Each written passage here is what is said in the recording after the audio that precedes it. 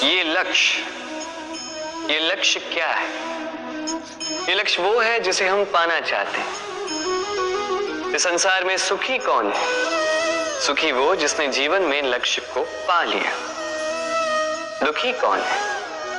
दुखी वो जो अब तक लक्ष्य को पा न सका। अब प्रश्न ये उठता है कि लक्ष्य सभी पाना चाहते हैं, लक्ष्य को पाने के लिए प्रयास भी सभी कर रहे हैं, फिर सभी को लक्ष्य क्यों नहीं मिलता? ठीक है, कहीं ना कहीं कुछ न कुछ कमी रही होगी।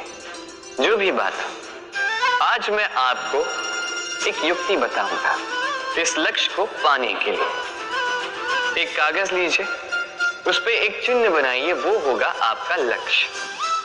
अब उस लक्ष्य तक पहुंचने का एक मार्ग बनाएंगे और इस यात्रा को भिन्न भिन्न भागों में विभाजित कर दीजिए। अब ये है आपकी योजना। अब इस योजना का क्रमबद्ध रूप से पालन करते जाएंगे। ये होगा आपका प्रयास। और यदि इस प्रकार से आप प्रयास करोगे तो आपकी जो भी कल्पना होगी वास्तविकता बन ही जाएगी। तो बनाइए ना इस कल्पना को वास्तविकता। इस प्रकार इस योजना का पालन तो कीजिए। आपका जो भी लक्ष्य, आपकी जो भी कल्पना वास्तविकता बनकर आप ही के हाथों में हो।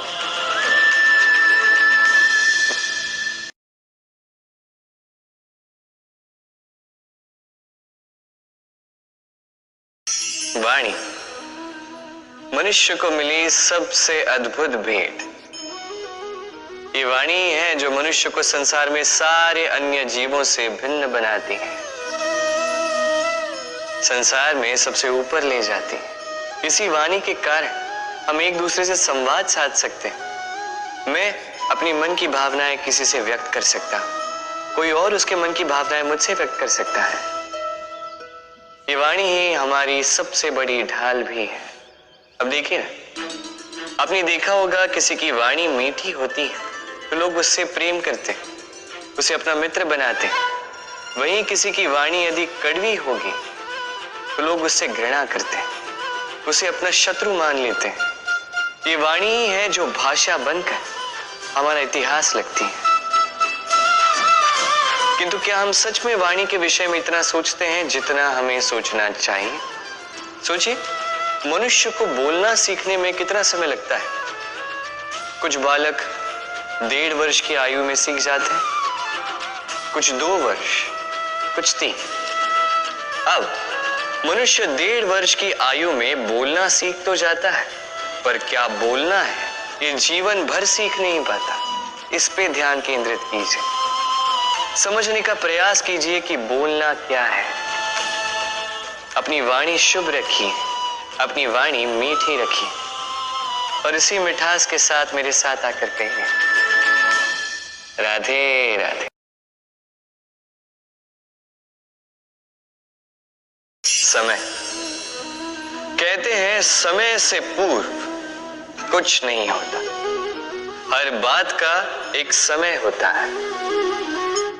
समय से पूर्व ना सूर्योदय होता है, ना सूर्यास्त होता है। समय से पूर्व पौधों में ना पुष्प खिलते हैं, ना फल। किंतु एक बात सोचिए, यदि वर्षा आने से पूर्व किसान भूमि ना जोते, वो बीज ही ना पिरोए, तो क्या फसल होगी?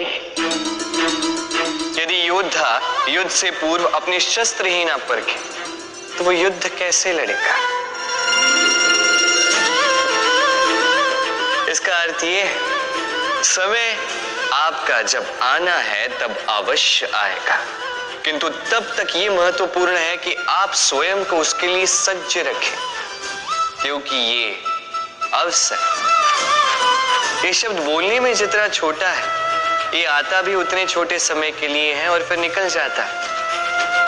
अब यदि अवसर आपके हाथ आ जाए और यदि आप उसके लिए सज्ज ही ना हो, तो आपको सफलता कैसे मिलेगी? तो आप उचित समय की प्रतीक्षा कीजिए, उस अवसर की प्रतीक्षा कीजिए, किंतु तब तक निरंतर प्रयासों से स्वयं को और सक्षम बनाते रहिए। क्योंकि सफलता आपकी प्रतीक्षा कर रही है। बस उसके लिए सज्ज रहिए।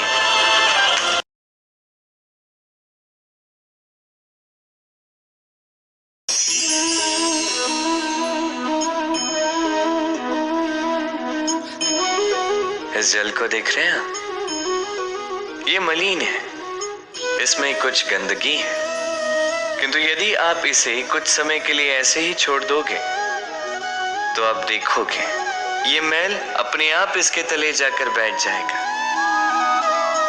यदि इस पात्र को हिलाओगे तो कुछ नहीं होगा, शांत छोड़ दोगे तो ये मैल अपने आप नीचे चला जाएगा। उसी प्रकार जब हमारे जीवन में कोई समस्या हो, हमारे जीवन में अशांति हो, तो कोई हलचल करने से या संतोष खो देने से हमें उसका हल नहीं मिलेगा।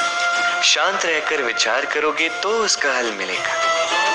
स्मरण रखिएगा, धीरज और संतोष से, शांति से विचार करोगे तो कितनी भी बड़ी समस्या क्यों ना हो, उसका हल अवश्य निकाल लोगे।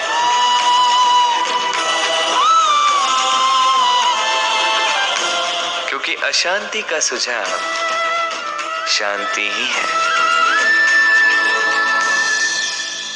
राधे राधे। हम में से कई लोग अक्सर स्वयं को अकर्मण्य मान लेते हैं। सोचते हैं अब तक इतने प्रयास किए, कुछ नहीं मिला, कदाचित आगे भी कुछ नहीं मिलेगा, और इसीलिए अपने जीवन का सारा बोझ किसी और के कंधे पर डाल देते हैं। स्वयं पर विश्वास ही खो देते हैं। क्यों नहीं समझ पाते ये बात कि जब तक पांव में कांटा नहीं चुभेगा, व्यक्ति को ज्ञात कैसे होगा कि आगे नीचे देखकर चलना होगा। सूर्य को स्वयं जलना पड़ता है ताकि दूसरों को प्रकाश दे सके। रात्रि के अंधकार से लड़ने के लिए चंद्रमा को आकाश में अकेले चलना पड़ता है। नदी अपनी यात्रा कैसे बनाती है, अपना मार्ग कैसे बनाती है, इन चट्टानों से लड़कर बनाती है। यदि आप स्वयं आपकी सहायता करने में सक्षम नहीं रहे तो निश्चित रूप से आपका यह जीवन व्यर्थ ही है। स्मरण रखिएगा, इस संसार में अपने जीवन का भार अपने ही कंधों पर उठाना पड़ता है। दूसरों के कंधों पर केवल शव यात्रा चलती है। और इस संसार में जीवित वही है जो आत्मनिर्भर है।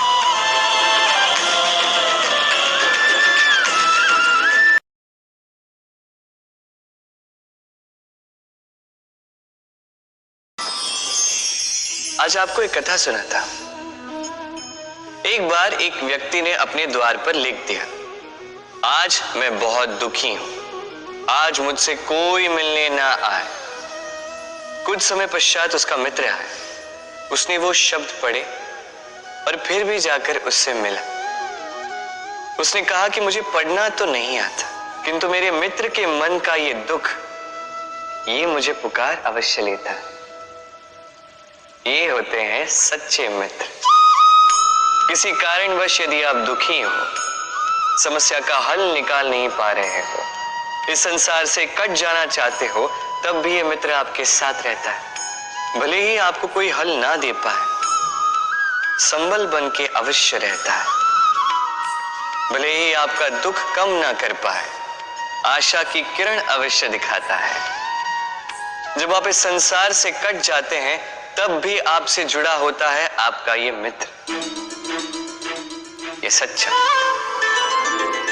अब मनुष्य जो है बड़े विचित्र होते हैं। इन्हें किसी भी वस्तु का महत्व केवल दो बार ज्ञात होता है, एक मिलने से पूर्व, दो खोने के पश्चात। अब इसी प्रकार हमारे मित्र भी तो होते हैं। यदि आज आपके मित्र आपके साथ हैं तो उन्हें आभार व्यक्त करें, उन्हें प्रसन्न रखें, उनका महत्व समझें, क्योंकि एक बार आपने इन्हें खो दिया, पश्चाताप करने पर भी पुनः नहीं लौटेंगे। तो प्रेम कीजिए, मित्रता निभाइए, और मेरे साथ आनंद से कहिए, राधे राधे।